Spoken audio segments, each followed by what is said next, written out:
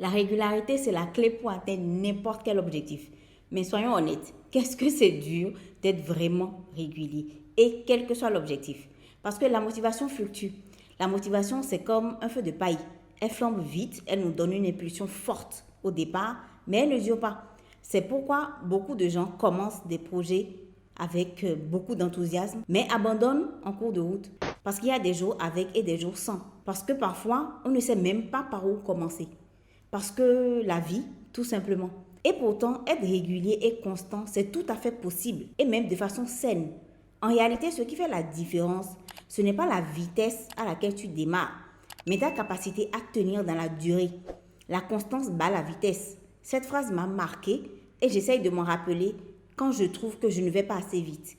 Tu peux aller vite, brûler beaucoup d'énergie en peu de temps, mais si tu ne tiens pas la distance, tu risques de t'épuiser avant d'atteindre la ligne d'arrivée. Aujourd'hui, je vais partager avec toi 4 conseils pratiques qui vont t'aider à instaurer une vraie régularité, sans pression, sans épuisement. C'est tout simplement ma stratégie pour pouvoir capitaliser véritablement sur l'effet cumulé.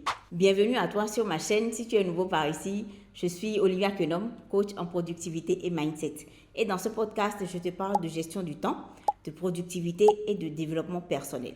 Dans la description de la vidéo, je te mets un lien pour prendre rendez-vous avec moi. On pourra échanger, discuter sur tes problématiques et trouver les solutions qu'il te faut. Et c'est gratuit, donc clique sur le lien dans la description. Alors, l'effet cumulé, ce sont les petites actions qu'on va répéter de manière constante et qui vont produire sur du long terme des résultats qui vont être carrément transformateurs. C'est-à-dire que ces actions qui vont te paraître petites sur le moment, une fois qu'elles se cumulent, vont te faire avoir des résultats grandioses. Prenons un exemple simple. 2 personnes veulent apprendre à jouer du piano. La première s'entraîne 3 heures d'affilée, une fois par mois. La deuxième joue 20 minutes par jour, 5 jours par semaine. À ton avis, laquelle va progresser le plus? La réponse est évidente. C'est exactement pareil pour n'importe quel objectif. L'apprentissage d'une langue, le sport, le travail sur un projet personnel. Ce qui compte, ce n'est pas l'intensité ponctuelle, c'est la régularité sur le long terme. Et pour rester régulier, le tout premier conseil que je te donne, c'est de te laisser le temps de voir les résultats. L'une des plus grandes erreurs qu'on fait, c'est de s'attendre à des résultats immédiats. On se met à la muscu, au bout d'un mois, on est frustré de ne pas voir d'abdos bien dessinés. On lance un projet, après quelques semaines, on est découragé parce que les résultats ne sont pas à la hauteur de nos attentes. Mais tout fonctionne sur le long terme. Et c'est justement pour ça que la régularité est plus importante que l'intensité. Si tu ne vois pas encore de progrès, ça ne veut pas dire que ce que tu fais ne fonctionne pas. Ça veut juste dire que tu es encore en phase de construction. La plupart des succès visibles sont le résultat de mois, voire d'années de travail constant. Pour apprendre une langue étrangère, tu auras beau étudier 5 heures d'affilée en une seule journée. Si tout à coup tu ne pratiques plus pendant un mois ou 2, tu vas presque tout oublier. En revanche, si tu consacres 30 minutes par jour à cet apprentissage, tous les jours, tu vas progresser sans même t'en rendre compte.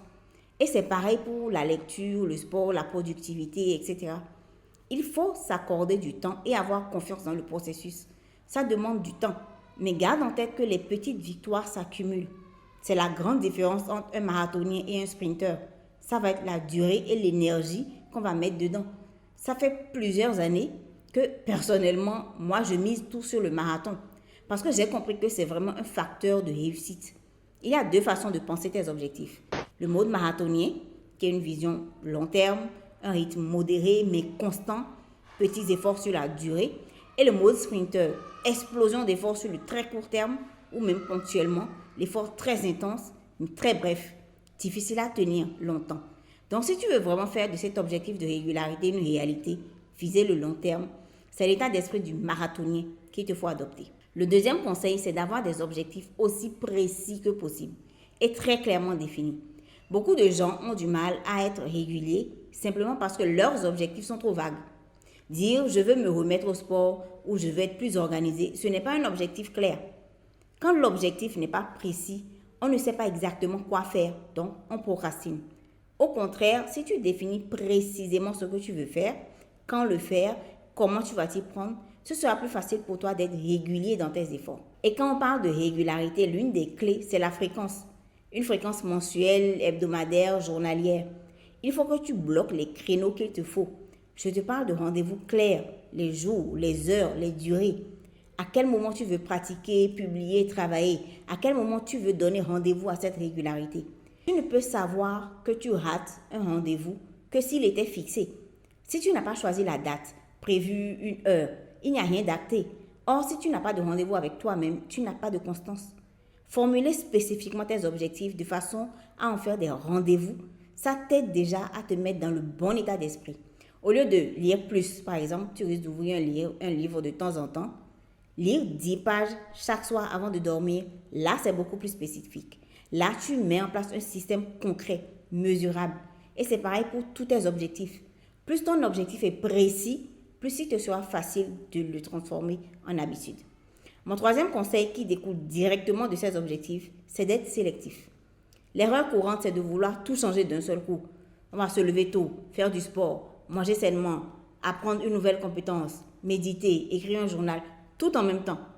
Résultat, on se met une pression énorme, on tient à peine quelques jours et puis on abandonne. Tu connais sûrement ce schéma.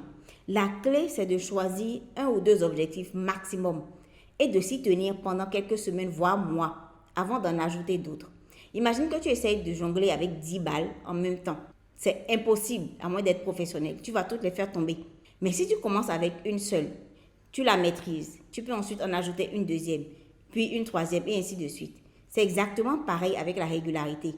Mieux vaut être régulier sur une seule habitude et la maintenir dans la durée que de t'éparpiller et ne rien tenir du tout. Surtout qu'en réalité, être régulier sur des choses inutiles, ça ne te sert à rien. Ça paraît logique, dit comme ça, mais combien de fois des personnes se mettent des objectifs sur des choses qui ne leur apportent rien? Parce que soit ils ont vu quelqu'un en parler sur YouTube, ou ils ont vu le lifestyle de tel influenceur qui était sympathique, ils se disent « Ah mais en fait, c'est ce qu'il me faut, je vais méditer tous les jours, je vais faire du yoga, etc. » Faire ce genre de choses alors que ce n'est pas en lien avec tes valeurs, tes passions ou tes vrais centres d'intérêt, ce n'est pas du tout ce qu'il te faut. Quand tu te concentres sur un objectif de constance, c'est que tu veux qu'il devienne un style de vie. Le but, c'est de développer une telle régularité que ça va devenir une habitude pour toi de faire ce que tu veux faire. Donc, en fait, il faut que ce sur quoi tu décides d'être constant, ça soit quelque chose qui te tient vraiment à cœur, qui te drive profondément. Demande-toi sur quoi tu veux être régulier, pourquoi et quel impact ça aura sur ta vision à long terme. En te posant ces questions, ce sera plus facile pour toi d'identifier si c'est la bonne chose sur laquelle tu dois être constant. Moi, je suis coach et formatrice en productivité et mindset. Si je dois choisir ce sur quoi je veux être rigoureusement constante, c'est la création de contenu. C'est important pour moi parce que c'est à travers tout ce contenu que je peux créer et tisser un lien avec toi, que tu peux découvrir mon expertise, que tu peux voir comment je peux t'aider concrètement. C'est comme ça que j'arrive à attirer de nouveaux prospects aujourd'hui, en grande partie dans ma communauté sur les réseaux sociaux. Mon 4e et dernier conseil pour toi, c'est juste d'accepter les bas sans culpabiliser. Les jours sans, il y en aura toujours. Rien n'est linéaire dans la vie. Et croire qu'il faut être parfait pour être régulier, c'est une erreur. La constance, ce n'est pas tout ou rien. Ce n'est pas grave si tu rates un jour, ou même 2. Tu peux rater une leçon, une publication, une séance, peu importe, ce n'est pas grave. C'est abandonner qui serait grave. Ce qui compte, c'est de ne pas laisser un trop grand écart qui va vite se transformer en abandon. Imagine que tu rates une séance de sport. Plutôt que de te dire « j'ai échoué, tant pis », dis-toi juste « je reprends dès demain ». Ce qui casse la régularité, ce n'est pas une erreur, c'est l'abandon après l'erreur. Donc, sois flexible et indulgent avec toi-même. La vitesse impressionne, mais c'est la constance qui va te transformer. Ce qui compte, ce n'est pas d'aller vite au début, c'est d'être capable de tenir sur le long terme. Et pour rester régulier, tu dois d'abord trouver du plaisir dans ce que tu fais. Si c'est une corvée pour toi, il y a peu de chances que tu restes constant sur le long terme. Ensuite, tu dois pouvoir t'ajuster si c'est nécessaire. Rien n'est figé. La régularité ne signifie pas rigidité. Au contraire, elle doit s'adapter à toi et non l'inverse. Dis-moi en commentaire sur quel objectif tu aimerais être plus régulier. Ça me fait toujours plaisir de vous lire et ça aide la chaîne à se développer.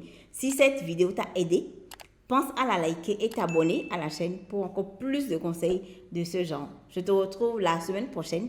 D'ici là, prends bien soin de toi. Ciao.